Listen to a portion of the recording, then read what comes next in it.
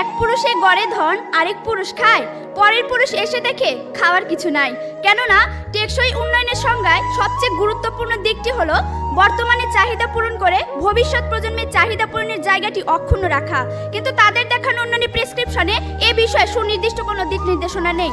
বলা হয়ে থাকে, কৃষক বাঁচলে বাঁচবে দেশ, হবে সোনার বাংলাদেশ। মাননীয় মডারেটর, এখনো দেশের অধিকাংশ মানুষ কৃষিকে আঁকড়ে ধরে জীবিকা নির্বাহ করছে।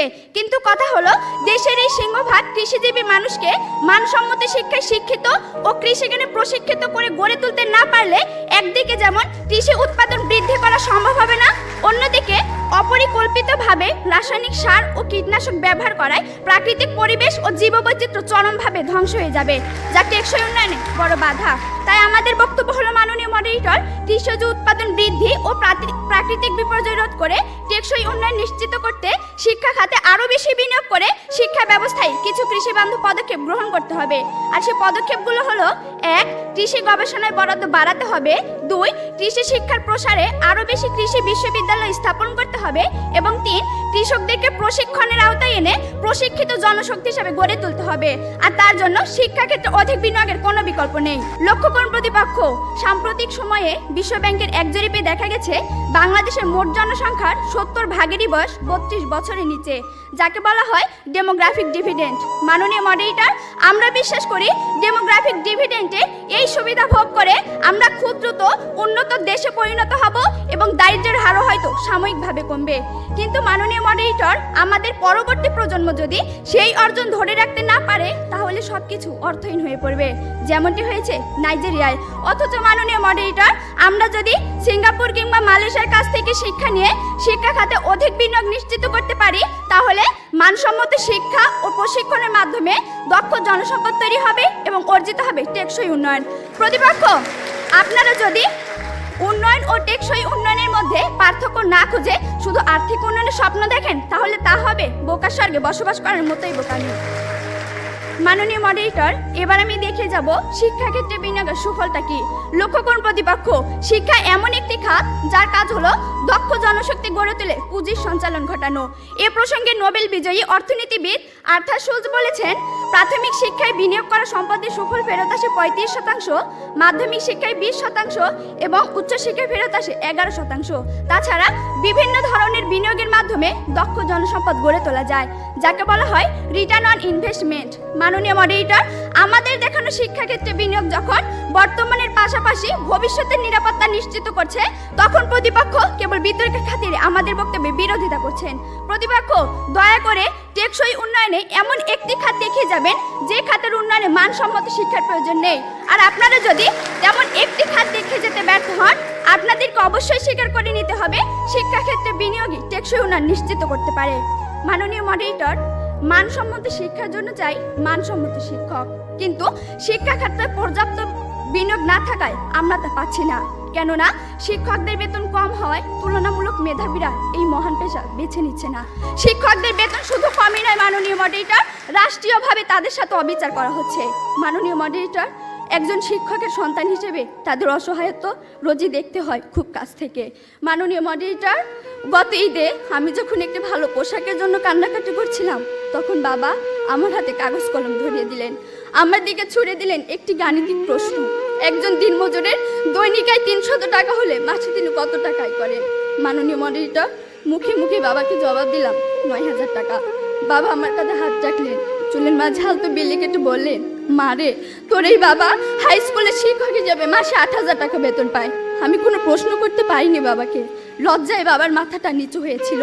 পৌরাত্বের দ্বার প্রান্তে দাঁড়ানো বাবার বয়সী চোখ হতে খসে পড়ে জল। জানি না মাননীয় মডারেটর, আমার বাবার বয়সী চোখ থেকে খসে পড়া জল শিক্ষার মানকে কতটা টেনে তোলার যোগ্যতা রাখে। মাননীয় মডারেটর, এই যদি হয় শিক্ষাগুরুর জীবন, তাহলে একটা সময় হয়তো এদেশে আর কোনো শিক্ষকই পাওয়া যাবে না। এমন বাংলাদেশ আমরা কখনোই আশা করি না। মাননীয় মডারেটর, 30 লক্ষ লাশের একটি পাহাড় মারিয়ে আমরা বর্তমানে এসে দাঁড়িয়েছি। 2 লক্ষ মায়ের স্নেহের আঁচলে সাজিয়েছি দেশ। প্রতিপক্ষ, বঙ্গবন্ধুর স্বপ্ন, লাখো শহীদের প্রত্যাশা আর বীর জননীর ত্যাগের প্রতিদান দেওয়ার এখনই সময়। আর তার জন্য চাই শিক্ষাক্ষেত্রে অধিক বিনিয়োগের মাধ্যমে টেকসই উন্নয়ন নিশ্চিত করা। ধন্যবাদ মাননীয় মডারেটর, ধন্যবাদ সবাইকে। অথচ তিনি হয়তো ভুলেই গিয়েছিলেন যুক্তিতেই মিলবে মুক্তি, আবেগ দিয়ে নয়।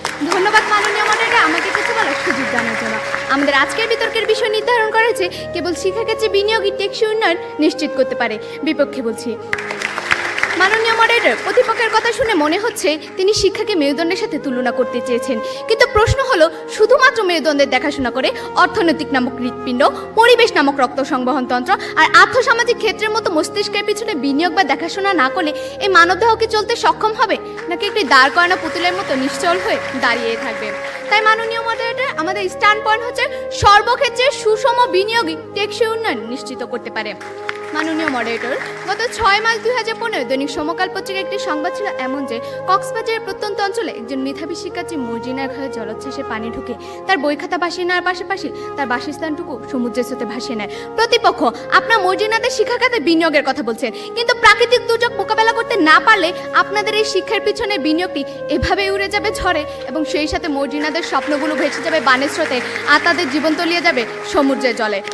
মাননীয় মডারেটর, এবার লক্ষ্য করুন পরিবেশের কিছু আবশ্যকীয় উপাদানের দিকে। সীসাময় কোনো শহর নয়, আমি স্বপ্ন দেখি একটি অক্সিজেনময় শহরের, আর এর জন্য আমরা বলছি বনাঞ্চল বৃদ্ধির পিছনে বিনিয়োগ বানানোর কোনো বিকল্প নেই। মাননীয় মডারেটর, আমরা জানি পানির কোনো রঙও নেই, গন্ধও নেই, কিন্তু ঢাকার প্রাণ বুড়িগঙ্গা নদীর পাশে দাঁড়ালে আমরা বুঝতে পারি পানির রঙ ও গন্ধ দুটোই আছে। কারণ বিশ্ব ব্যাংকের এক প্রতিবেদনে দেখা যায় ঢাকার চারপাশে 4টি নদীতে প্রতিদিন 7,000 শিল্প ইউনিট থেকে 1.5 মিলিয়ন কিউবিক মিটার বর্জ্য পানিতে পতিত হয়। ঠিক একইভাবে ঢাকা শহরে এতটাই বায়ু দূষণ হচ্ছে যে পরিবেশ অধিদপ্তরের তথ্য অনুযায়ী ডিসেম্বর থেকে মার্চ এই 4 মাসে ঢাকা শহরে বায়ুতে বস্তুকণার পরিমাণ থাকে 463 এমসিএম, যা পৃথিবীর মধ্যে সর্বাধিক। আর এই যখন পরিবেশ দূষণের অবস্থা, তখন আপনাদের দেখিয়ে যেতে হবে পরিবেশের পিছনে আলাদা প্রয়োজনীয় বিনিয়োগের দরকার আছে কিনা। আবার দেখা যায় রাজধানী ঢাকা সারা বিশ্বে বসবাসকারী অনুপযোগী শহরের দ্বিতীয় তালিকায় রয়েছে। এমন পরিস্থিতিতে আপনারা শিক্ষাখাতে অধিক বিনিয়োগের মাধ্যমে পরিবেশগত নিরাপত্তাটি কি করে নিশ্চিত করবেন? তাই প্রতিপক্ষ বাগাড়ম্বর ছেড়ে স্বপ্নের ফানুসটি নাউড়ে দেশের প্রকৃত টেকসই উন্নয়নের কথা চিন্তা করুন, তবেই বুঝতে পারবেন শুধুমাত্র শিক্ষাক্ষেত্রে নয় বরং সর্বক্ষেত্রে সুষম বিনিয়োগই টেকসই উন্নয়ন নিশ্চিত করতে পারে।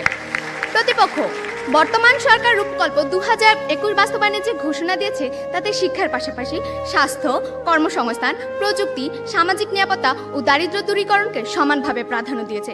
সেক্ষেত্রে আমরা একবারও বলিনি শিক্ষাক্ষেত্রে বিনিয়োগের প্রয়োজন নেই। শিক্ষাক্ষেত্রে বিনিয়োগের প্রয়োজন ছিল, আছে এবং থাকবে, কিন্তু আমাদের বিতর্ক যেহেতু টেকসই উন্নয়নকে নিয়ে, তাই প্রতিপক্ষের উচিত ছিল তাদের অবস্থান থেকে এটি প্রমাণ করা যে কেবল শিক্ষাক্ষেত্রে বিনিয়োগের মাধ্যমে এসডিজি বা টেকসই উন্নয়নের প্রত্যেকটি লক্ষ্যমাত্রা অর্জন করা সম্ভব। মাননীয় মডারেটর, তাই আমরা বলছি আর্থসামাজিক ক্ষেত্রে যে সামাজিক নিরাপত্তার ঘাটতি রয়েছে তাতে যদি প্রয়োজনীয় বিনিয়োগটি করা হয় তবে বয়স্ক, বিধবা ও অসচ্ছল প্রতিবন্ধী নিরাপত্তাটি নিশ্চিত হবে এবং এভাবেই দেশের টেকসই উন্নয়নটি ত্বরান্বিত হবে। মাননীয় মডারেটর, এবার আসে যাক স্বাস্থ্য খাতের বেহাল অবস্থায়। একটি ঘটনার জ্বলন্ত সাক্ষী আমি। আমার বড় বোনের নাম সোনালী। স্বর্ণের মতো জলজল করছিল আপুর সুন্দর জীবন। আপু তখন সন্তান সম্ভবা। শ্রাবণ মাসে অঝোর ধারা ঝরছিল বৃষ্টি। এমনই এক শ্রাবণের রাতে আপুর প্রসব বেদনা তীব্র থেকে তীব্রতর হলো। আপুকে নিয়ে আমরা ছুটলাম ইউনিয়ন পরিষদের স্বাস্থ্যসেবা কেন্দ্রে।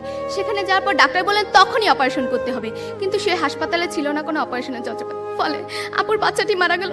আপুর তীব্র চিৎকারে ভারী হয়ে উঠেছিল সেদিনের শ্রাবণের আকাশ। আর এমন নির্মম ঘটনা বাংলাদেশে প্রতিনিয়তই ঘটে চলেছে।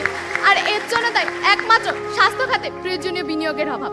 কেননা আমাদের দেশে এখন পর্যন্ত 112টি ইউনিয়ন পরিষদে কোনো স্বাস্থ্য সেবা কেন্দ্র নেই। প্রতি বছর দেশে 20,000 ডাক্তার তৈরি হলেও দেশে কর্মসংস্থানের অভাবে তারা বিদেশে চলে যাচ্ছে। সুতরাং শুধুমাত্র শিক্ষাক্ষেত্রে বিনিয়োগের মাধ্যমে হয়তো অনেক ডাক্তার তৈরি করা সম্ভব, কিন্তু তাদের কর্মসংস্থান, পর্যাপ্ত চিকিৎসার উপকরণ ও যন্ত্রপাতি নিশ্চিত করার জন্য যদি স্বাস্থ্য খাতে সুষম বিনিয়োগটি না করা হয়, তাহলে সোনালীর মতো অসংখ্য মা তাদের অনাগত সন্তান সহ পরিণত হবে ঝরে পড়া ফুলে। তাই মাননীয় মডারেটর, সবশেষে বলতে চাই আমি টেকসই উন্নয়নের ফুলটি ফোটাতে চাই, কিন্তু শিক্ষাকে বাদ দিয়ে নয়। শিক্ষা হোক সেই ফুলের একটি পাপড়ি, আর বাকি পাপড়িগুলো হোক অর্থনৈতিক, পরিবেশগত ও সামাজিক নিরাপত্তার ঘাঁটি। ধন্যবাদ মাননীয় মডারেটর, ধন্যবাদ সবাইকে।